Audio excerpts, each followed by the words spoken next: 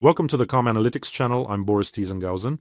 May 30th, here are the main news stories at this moment.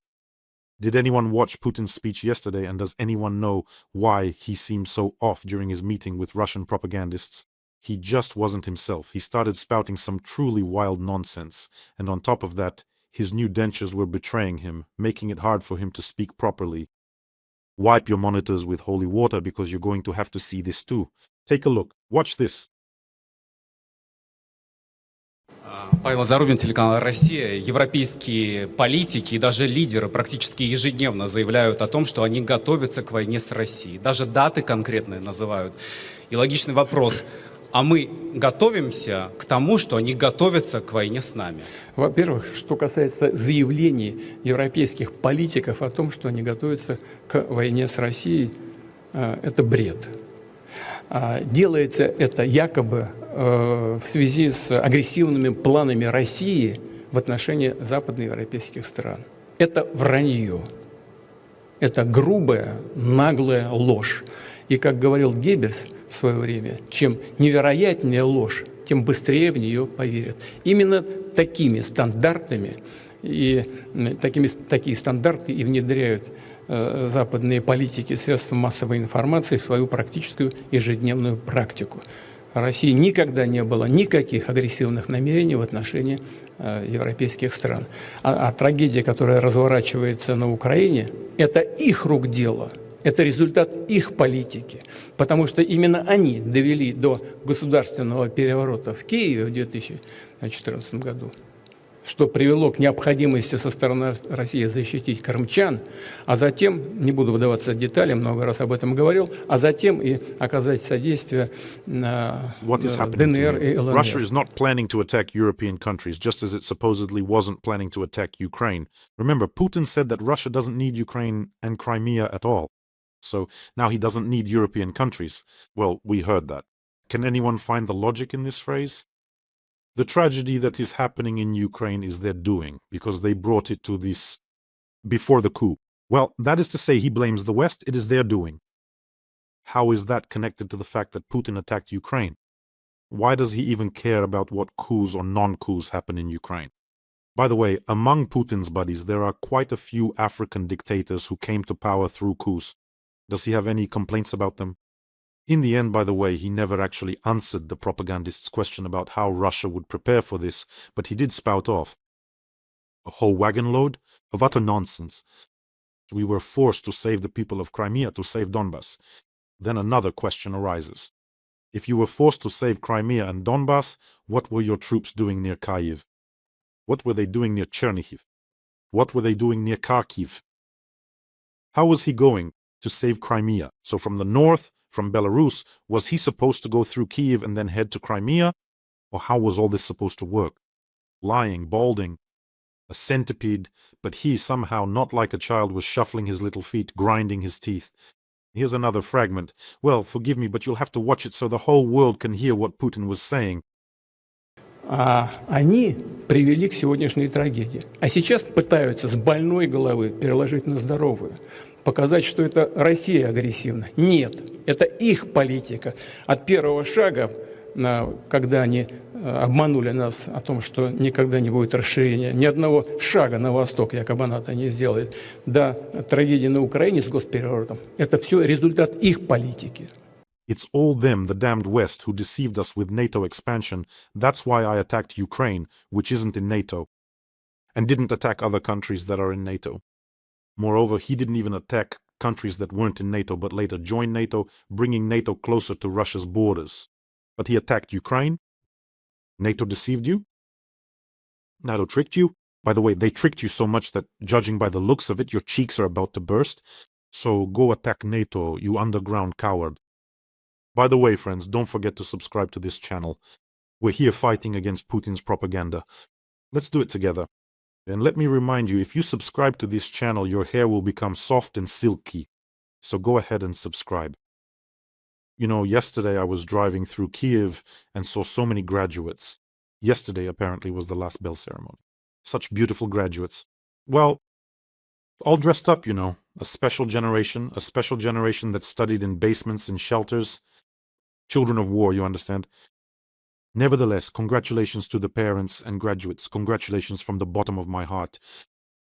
You know, a couple of years ago, the school waltz danced by the graduates of a Kharkiv school on the ruins of their own school really stuck in my memory. Because all that was left of their school was just a burnt-out shell.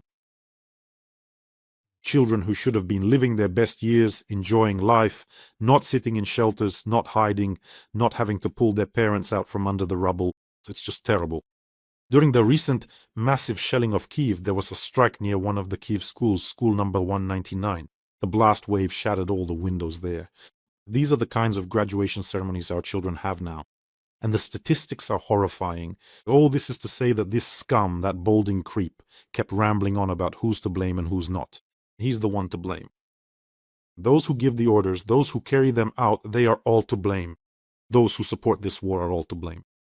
The statistics are horrifying. Since the beginning of the war, more than 4,500 educational institutions in Ukraine have been damaged by shelling. 426 of them have been completely destroyed. 900,000 children have lost the opportunity to attend school in person. This is our reality here. In Ukraine, 96 underground schools have already been built. Children are studying underground because of this war. Because one deranged psychopath suddenly decided that his own land wasn't enough, which, let me remind you, is the territory of the Russian Federation, 17 million square kilometers. More than 2/3 of it remains undeveloped. No, it's not enough for him. By the way, I remembered my own graduation.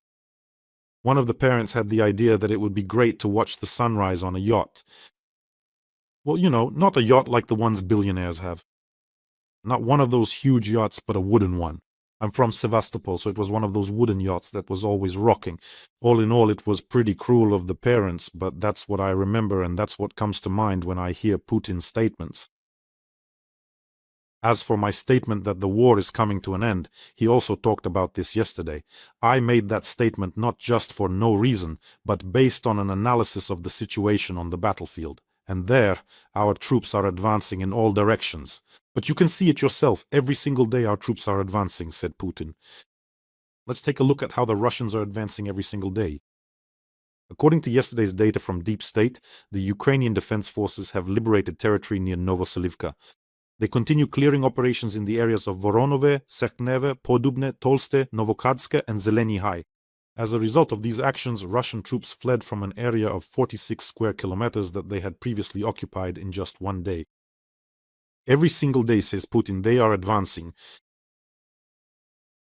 Listen, how is it that Russian troops are supposedly advancing every single day, but 4 years ago they were near Kyiv, and now, somewhere out there in the Donbas region, they're advancing? How exactly are they advancing like that? They were in Kherson, and now our armed forces are striking them, cutting off the logistics of the Russian southern grouping. As I understand it, Gerasimov is just making things up for Putin. He draws some kind of contour maps, and the Botox jellyfish believes all of it. Here's another statement. Russia has always sought to resolve the conflict in Ukraine peacefully, and wants the same now, Putin said. But here, no comment at all. You know, I get the feeling that somewhere in the dungeons of the Kremlin, they keep several Putin replicants who haven't been let out at all for the last 15 years, and they don't show them the news. From time to time, they just release them to the public like this. They think it's 2010 or 2011 outside, I don't know. They are genuinely surprised that anyone is accusing Russia of anything. Their eyes, just like his, bulge out, and he grinds his dentures. We never wanted to attack anyone. What war are you even talking about? What war? It was epic how Putin lied about the Russian drone in Romania. That was honestly, in my opinion, the highlight of yesterday's program. During the day yesterday, that mustachioed floozy Peskov stated that Putin was aware of the incident in Romania. But already in the evening, when Putin came out to the propagandists, he said, "Yes, here I am coming out to you. And I was just told about this." Notice how badly he lies. Watch this fragment. Вот вы знаете, может быть, это покажется странным, но я только что перед входом в этот зал узнал, мне доложили о том, что произошло какое-то событие с якобы нашим дроном. И если вы будете так любезны и еще раз мне повторите, я был бы очень признателен вам, я говорю без шуток, без иронии, и прокомментировал бы то, вот исходя из того, что я знаю. Yes, I just found out about this. Come on, The whole world is already buzzing about it.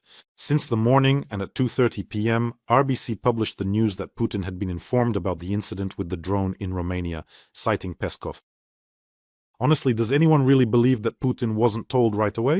They reported this incident and the propagandists in the hall are asking him about it. Everyone, the whole world already knows. But Putin is like, seriously? A drone? Some Russian drone? It hit a residential building. Oh, I just found out about that. He lies so disgustingly. Of course he does. Remember how he lied about the Kursk submarine. He stayed silent for 4 days, didn't even interrupt his vacation in Sochi, was riding a jet ski.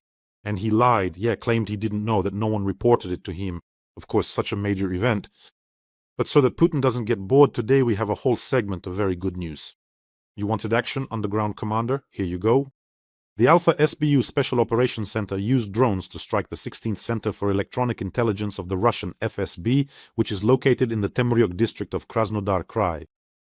This facility was used by Russian special services to guide missiles and drones over Ukrainian territory, as well as to intercept satellite signals. According to the SBU, the strike targeted one of the key elements of the Russian electronic intelligence and targeting system. But that's not all. Alpha SBU is burning out the occupiers' rear logistics. Our drone operators have picked up an incredible pace. Just last week, more than 500 units of enemy vehicles were destroyed, including trucks and special equipment. And that's just Alpha SBU. Let's watch this video to your favorite music, which you've already enjoyed. Please take a look. Повітряна тривога, лети до Таганрога, дістань до Волгограда, Саратов потруси, нехай гримить в Тамбові, Рязані та Ростові, як до Москви дістанешся, то нахуй рознеси. Дехто каже, що це гріх і так не треба, гнів та розпач можуть карму зіпсувати.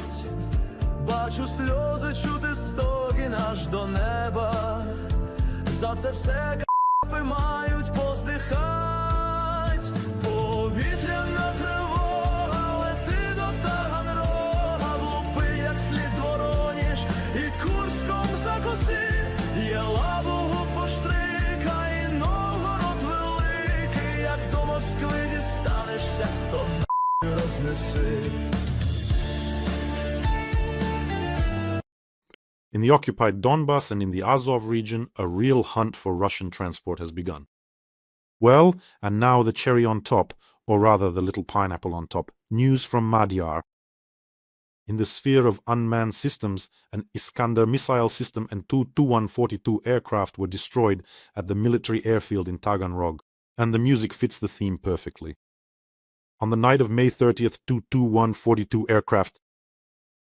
This is a long-range anti-submarine aircraft which was created based on a strategic bomber, and the Iskander is a ballistic missile system. I really hope it was destroyed along with its crew. Somewhere in the swampy area near Taganrog, this Iskander was taken out. The very same one from which Russia, among other things, launches ballistic missiles at us. But that's not all yet. Drones from the unmanned systems forces also struck. An oil tanker from the Russian Federation's Shadow Fleet, there as well in Taganrog. The Kurgan oil depot, petroleum products, in Taganrog, Rostov region. A marine oil terminal. In Feodosia, that's in Crimea. Well, the strike was carried out by the 412th Brigade of the Nemesis Unmanned Systems Forces. We recently helped them with fundraising. And pay attention, now I'll show you a video. At the end of this video, when they hit the oil depot in Feodosia, there are hardly any intact tanks left. Very few remain. And they're finishing them off. So that's the end for the Feodosia terminal. Watch this video. Повітряна тривога, лети до Таганрога, дістань до Волгограда, Саратов потруси, нехай гримить в Тамбові, Рязані та Ростові, як до Москви дістанешся, то нахуй рознеси. Дехто каже, що це гріх і так не треба, гнів та розпач можуть карму зіпсувати. Бачу сльози, чути стогін аж до неба. За це все капи мають поздихать.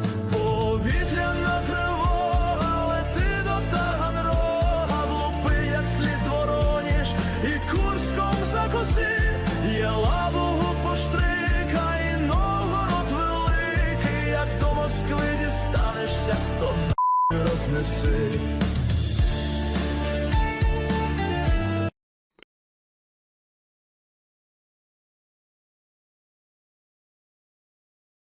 To be continued, and here are the updated figures.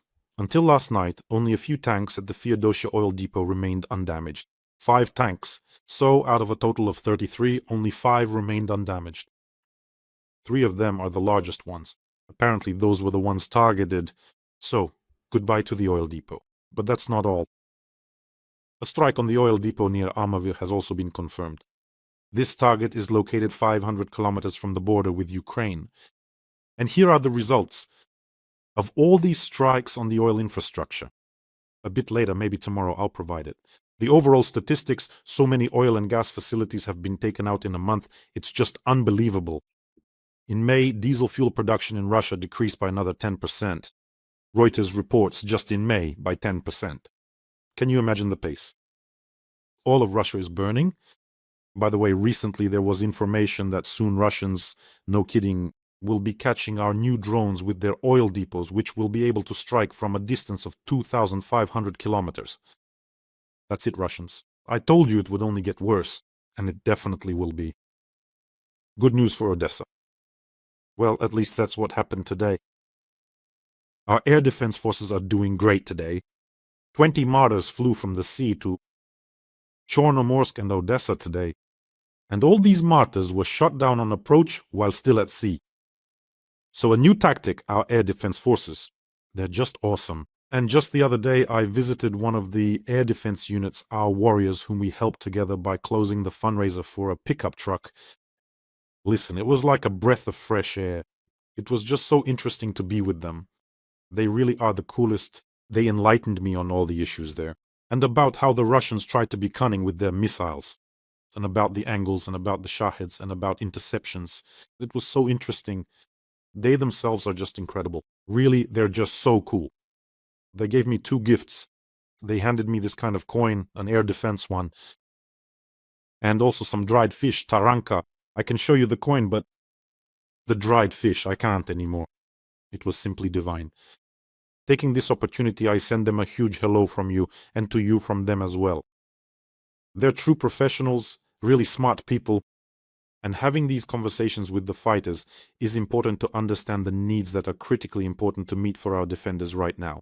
That's why today we're launching a major fundraiser for mobile command posts for our drone operators, for our air defense forces, the hunters of Shaheds and Russian reconnaissance drones. Several command posts. This is especially important right now for one of the air defense units and the 152nd Jaeger Brigade, which is currently defending in the Pokrovsk direction. The soldiers have recorded a video message for you. Please take a look. 152 бригада і підрозділ повітряних сил України та канал Бориса Тізенгаузена починають збір на 2 командні пункти, щоб збивати шахеди над нашими містами і запускати дрони-перехоплювачі. Сума чимала, але тільки разом ми можемо дати ворогу по зубам. Слава Україні! Героям слава! Let's help our air defense fighters who are literally holding up the sky and defending Ukraine. The link to donate is in the description of this video. There are options for Mono, Private, and PayPal for those who want to help from abroad. If you're watching on another channel, there's always a QR code in the corner, which also leads to the donation page. And thank you so much for helping Ukraine, for supporting our fighters. One more piece of good news. The EW, Electronic Warfare Equipment, for which we completed a fundraiser together for the 42nd Brigade, is already with our defenders and is protecting them. Take a look at this video. Усіх вітаємо з Покровського напрямку. Ми бійці батальйону безпілотних систем Перун 42-ї окремої механізованої бригади. Висловлюємо величезну вдячність Борису Тізенгаузену та усіх його глядачів за потужну підтримку нашого батальйону. А саме оцей реп, який буде нас захищати. Тепер наше життя буде під куполом. Разом до перемоги! Слава Україні! Героям слава!